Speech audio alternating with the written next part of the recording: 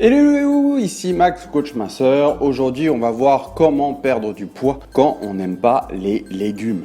Donc pour ceux qui ne me connaissent pas, je suis Max, coach minceur. Je fais du coaching en ligne, donc je vous mettrai quelques résultats de mes derniers coachés. Je suis entre autres un des modérateurs du groupe Régime Maigrir Totalise, plus de 70 000 membres. Alors, s'il est vrai que de nombreux régimes privilégient les légumes, il est pourtant possible de maigrir quand on ne les aime pas. Et je vous dis tout de suite comment faire. Alors tout d'abord, il faut comprendre le rôle des légumes dans la perte de poids.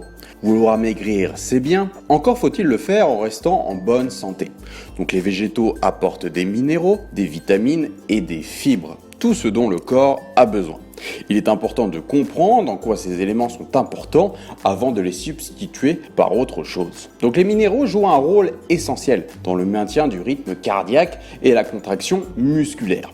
Ils aident à la composition des enzymes et des hormones, favorisant l'équilibre acido-basique du corps. Les vitamines, elles, aident à la régulation du métabolisme et favorisent la libération d'énergie. Quant aux fibres, elles jouent un rôle prédominant dans l'amélioration du transit intestinal et aident à parvenir rapidement à un état de satiété. Donc ils aident à couper la faim. Mais alors, vous allez me dire comment les remplacer. Bon, tout d'abord, je vous conseille d'augmenter votre consommation d'eau. Nous perdons plus d'1 litre d'eau chaque jour par la sueur, l'urine, les selles et la respiration. Il est donc important de remplacer ce liquide perdu en buvant régulièrement de l'eau, mais aussi grâce à l'apport des aliments et surtout des végétaux. Lorsque l'on souhaite maigrir en se passant de ces derniers, il faut donc penser à augmenter sa consommation d'eau, surtout si vous faites face à des jours de grosse chaleur. Autre conseil, c'est d'augmenter votre consommation en thé. Cela va vous aider à drainer, c'est-à-dire à améliorer la circulation de l'eau dans l'organisme et éliminer les déchets et toxines accumulés dans le corps.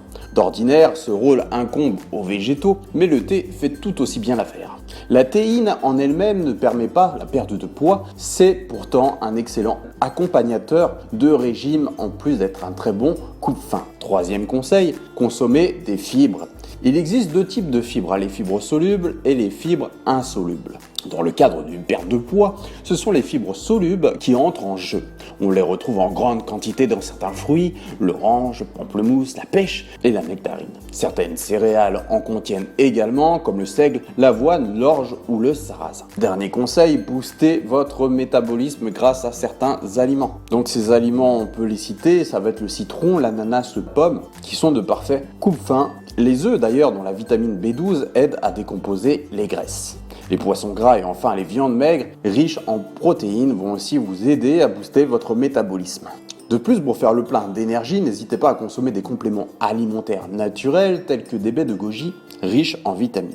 Donc pour conclure, je dirais, si vous n'aimez pas les légumes, pourquoi ne pas leur laisser une chance? Souvent la raison pour laquelle on n'aime pas les légumes vient de leur mode de préparation. Mais avec toutes les vertus que je vous ai données, ne méritent-ils pas une autre chance? Je vous conseille de les accompagner d'épices ou d'aromates qui, par leur odeur et leur saveur, vont vous faire oublier leur côté fade. Et pourquoi pas ne pas glaner des recettes de tartes, quiches ou gâteaux à base de végétaux.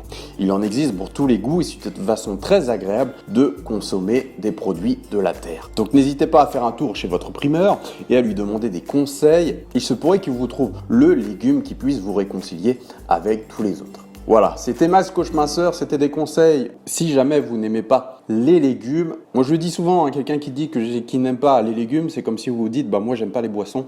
Il y a forcément des légumes que vous allez apprécier. Le tout est de les trouver et de les chercher.